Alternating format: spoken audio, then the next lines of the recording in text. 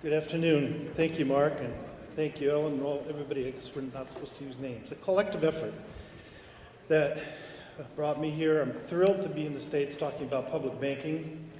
I'm an expatriate, worked since 1980, basically in Brazil, and so I wanted to bring you some perspectives from abroad, and the news is actually very good. And as an academic, publish or perish is what we do. Well, almost everything except the expensive books from London are available in PDFs online, and my website on academia.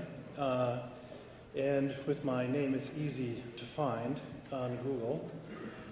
So I won't go on about my publication, but I did want to mention a couple policy initiatives that I'm involved in.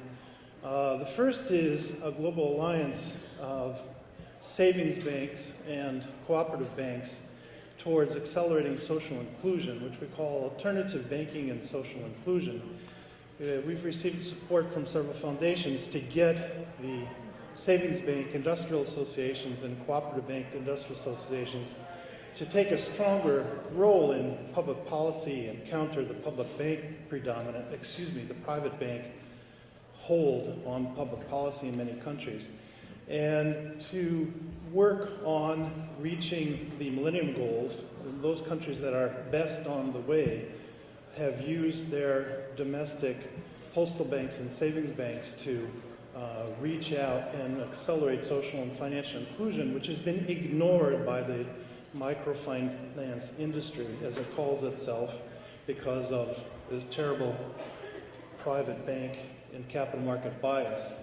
Another group that I've been working with virtually, unfortunately, being in Sao Paulo, is to launch a prepaid debit card for the Occupy movement to address one of the major scams for those worst off in the United States is to pay $60, $65 to debit 50. Anyway, what I wanted to talk to you about today is the basic ideas from academia that we are working on public banking. And they are a bit different in the sense that if you look at the banking industry generally, I'm going to talk like an academic for a while, but we're going to get to some good stuff, so please be patient. Banks are funny because they are going through the incorporation of information and communications technology, which has reduced the cost of their service or product by 100-fold. When that happens, things usually get better, but instead they've gotten worse. That when you have private banks as the only kind of institution in town.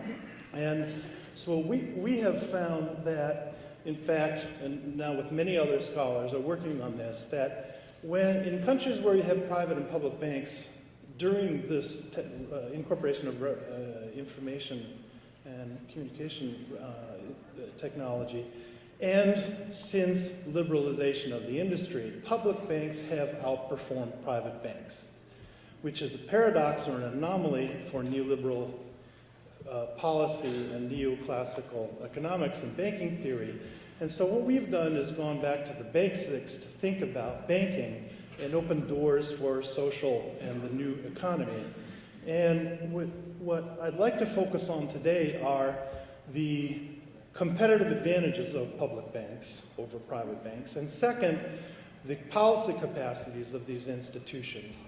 And to say that there is what I like to call a back to basics and also a back to the future of social banking and public banking underway, and that it provides incredible opportunities for social inclusion of a pace that are not widely appreciated. And even in the States, even the FDIC has realized now how bad things have gotten. And their numbers on the excluded is 28% of Americans and 48% of Afro-Americans don't have full access to banking services. Well, other countries have made incredible progress. So I want to talk about how that progress was made and just suggest that if you found public banks, they will grow and can accelerate social inclusion. The first thing is to emphasize the policy capacity that I think is not widely appreciated of public banks. That is, everybody talks about the money multiplier with the fractional reserve system and how private banks monopolize the money system through that phenomenon. If you have a public bank, it reverses the calculation. And if you can compare, if a government has $1 million or any currency available and spends it on public policy, you get the second cumulative column over time of, 11 million, one per year. If you multiply through lending and asset building and social inclusion, then you can multiply public policy by 10. So if the money multiplier holds, it also holds for public policy. And we've seen this in action in many other places, and it's time to bring it home, frankly. This is a long list of the characteristics of public banks that make them superior in terms of banking. That is, clients trust them, they have a cheaper cost of capital, they have a whole series of characteristics which we tried to express in terms of mainstream banking theory. And they're also large enough, I won't go bit by bit, you can get the presentation online, and I'll be happy to answer questions at the end or after personally. But there's another larger role, policy capacity of public banks, and that is these institutions in many countries have 30, 40, in the case of China, 99% of market share. And what that means is that the crisis, when a credit crunch hits or when a market panic ensues, these institutions are large enough to stay it. And they can provide credit not only to reverse the macro consequences of crisis, but they can help families and firms through crisis much better because of the way they're structured, less based on assets and liabilities that are priced in the market. They have longer term horizons. They avoid the incredible shenanigans of unethical sales and marketing. And they are therefore able to perform and invest longer term. Financial economists call that financial repression. When public banks lend at very good interest rates long term, that means the capital markets can't wreak havoc, and they call that financial repression. This is, a longer list of what public banks can do and why they have performed better than private banks since opening the industry to competition. By the way, a presupposition a couple slides ago was that the Washington consensus the last decades was that all countries in the developing world should drop all their tariffs and privatize all their state-owned enterprises. That, Ellen mentioned the bureaucrats in business and banking. That was a title of a World Bank book in '95, that bureaucrats make bad bankers. And now we're finding out that the reverse is true. And so not only, I'm not defending bureaucrats here, but what I am saying is that there's a tradition of social banking, and this is when the slides will get more interesting to non-academics. There's a tradition of social banking that goes way back, and that is the secret to their success, that they're inserted into the social economy, and which I think is the key to the new economy in the States, and that these stakeholder versus shareholder, long-term profit, sustainability criteria make for better banks. There's also a particular kind of bank, which in the last two lines or paragraphs, that is development banks or special purpose banks. They are able to compete because they have slim central offices. And for example, the KfW, the German Development Bank, has a 17% cost per over income ratio. Global international banks that think they are paradigms are 50. So there's no way that private banks can compete with these institutions So they wanted to privatize them. Where they were not privatized, they've been outperformed. This now it gives you some of the citations to the specifics. I don't want to go into the whole banking theory side of this, but if you, on the bottom in the red, you will note that the key concepts we've taken from mainstream banking and economics to describe why public banks are better banks, and that is that they have access to lower costs of capital because depositors trust them. They have fewer problems of mismanagement because executives aren't berserk after their bonuses. And the relationship banking means being in your local community, but also combining with economies of scale, because most public banks are part of a network, so they have wholesale divisions that are shared by small local private banks. So you get the best of both worlds, that is to say, social economy, decentralized local banking and relationship lending, plus the savings of large scale. Longer time horizons mean that, a lot of things work in the long run, they don't in the short run. And that on the macro level, that's a concept which we'll leave to the financial economists. This is where I get excited because, an academic researcher, when I looked into the Bank of Naples, I started working with a colleague from Naples and London. And when he told me that the bank was founded in, yes, that's not a typo, 1463, I was thrilled to see the Dominican University here sponsoring the event, because the Bank of Naples was created from 8 financial, basically savings and pawn banks that were run by religious orders. They were consolidated into the Bank of Naples in 1460. And so since then, and actually much before now, banking was always social. So it may be the new economy, but I believe it's a back to the future of social banking. And I realized how bad even we had biases towards private banking when we convinced Reinhard Schmidt, the great senior professor of finance at Frankfurt, who all of his young colleagues have abandoned him because he wants to work on savings banks. And he went to make an address at a meeting of regional CEOs of the German cooperative bank system. And we convinced him that these were alternative banks. And after his talk, one of the CEOs raised his hand and said, "You make me sound like a heroin addict.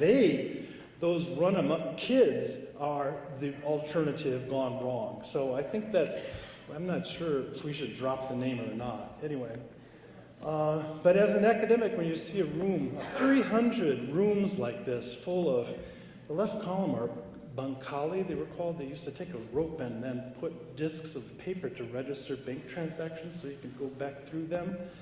Since the 1300s, that's waiting for us to research. So I encourage the Dominican University to send someone to Naples and downtown and research these 300 rooms, which I've not been able to get there yet. Anyway, so elsewhere, I start with Italy because, like usual, they go back further. In the UK, Daniel Defoe came up with this idea, and the Italians say they got it from them. Actually, Prince Maximilian brought a group of Italians to talk about savings banks in the 1500s, apparently, so that's how it got there. So you'll note that I'm not talking about the long history of mayhem wrecked by private banks, but suggesting that there is a long-standing tradition of doing things differently. And so Daniel Defoe proposed this idea of a savings bank in 1697, and by 1870, the UK savings banks had over 5.5 million clients, and many of them run by as cooperatives, members. This was all, of course, dismantled in the infinite wisdom of reformers in the 1980s when the savings banks were consolidated into a single corporation and then privatized. So Lloyd's then blew the institution apart and lost $5.5 billion of savings. and then tried to, they don't know what to do with it. I was thrilled to see last year when the cooperative bank has made huge progress coming back in the UK. They offered to purchase back the cooperative, the savings bank group, which has 25 million clients in the UK. But apparently, in the last few weeks, the deal fell through. But that's unfortunately the cycle of these institutions that took a long time to build and have been thrown in the fire of the markets and immolated. So this has not happened elsewhere. And so I want to spend a little more time about that in the sense of looking to France. The cooperative bank group, the Banque Populaire group, and the Caisse d'Épargne, the traditional savings bank groups, they in crisis, so that there would be no doubt, they merged and are now they are now the second largest bank in France. In Italy, they were privatized, but the shareholders are foundations that are to maintain the social role. The German institutions all went through fascism, of course. I'm glad that was mentioned. But it's the largest bank in the country by far, with about 30% market share. The cooperative banking system in Germany is also another 25%. So where you have these institutions, and these are some of the major members of the World Savings Bank Group, you look at, the numbers are staggering. China created a postal bank that has now 45,000 branch offices in the last 2 years. So the potential, of course, of these institutions is to do a lot of wrong. And development banks, they scare me. The BNDES, they're damming the Amazon and many other things. They lent 3 times the World Bank globally last year, 3 times. So these are huge institutions, and so what we are saying is they better be pointed in the same direction. The KfW, I think, is an example of a positive example of how it has been used to green industry. Japan also has a development bank that has systematically responded to the social and economic problems of the country as it developed, and today is redefining what a development bank is in the sense of Marxism and new developmentalism, that is human and social economy and not just building industries. I did want to get to the good part about Brazil, the country I've studied most. I have the first article that was ever written about this bank, a savings bank founded in 1860. It was just supposed to be gotten rid of. It was almost gotten rid of by the military. Then they took over. They ended all the social economy stuff and basically used crony credits for all their friends. But since the return to democracy, this institution has struggled to get back to its identity as a savings bank. Well, one of the incredible things it's done is to implement the basic income or the family grant system such that 12 million women have as their only source of income in Brazil, which means 48 million Brazilians all told, if you include their children. The Bolsa Familia, or family grants, and that it's through a bank card. And so this excited me as not only from this profound social advance, but to rethink about banking and what can be done for social inclusion. This also can be seen in an institution that was started in 2002, not 1860, but is already up over 2.5 million loans, 3.8 billion, that's almost $2.5 billion in micro lending in the worst underdeveloped region of the northeast of Brazil. So what we're saying is that, Brazil has come from a terrible place and is now, actually its Gini coefficient is scheduled to cross the US this or next year, meaning the distribution of wealth in Brazil this year or next will be better than the United States, even though it's 4-fold poorer. But to give you an idea, in 2000, only 25% of Brazilians, what do I have? 25, it was closer to 20% of Brazilians had bank accounts in 2000. That's increased to around 45, maybe now 50%. So, you know, if Brazil is going to reach advanced or social economy, some kind of decent level, say 85%, it's going to take till 2030. I don't think Brazil can wait or should wait. And so what we've been plotting, and for the nerds out there, we have this curve that is a demand curve and the number of Brazilians on the horizontal. Everybody thinks about banking in the three other curves of supply of banking services. Upmarket is private banks. They're only 50 million Brazilians by 2030 can be able to afford a private bank account. There are private banks that go down market, not enough. The savings bank curve is number 3, and the scenario we are working on, that is universal coverage of banking services. That is, it should be a citizenship right, and that begs the question, of course, of what's in the account, and I say basic income, but that's a whole other question. But it's a horizontal line because it means that the 48 million Brazilians would have a bank account where they don't. I've seen this now in debates and even in mainstream, you know, Bill Gates financed financial inclusion industry, private sector areas, where they're talking about the pace of financial inclusion. The president of Indonesia challenged them, and the government, the Reserve Bank of India, has a financial inclusion program that has a pilot program of 50 million. That is, ID cards are now being issued. The technology is there.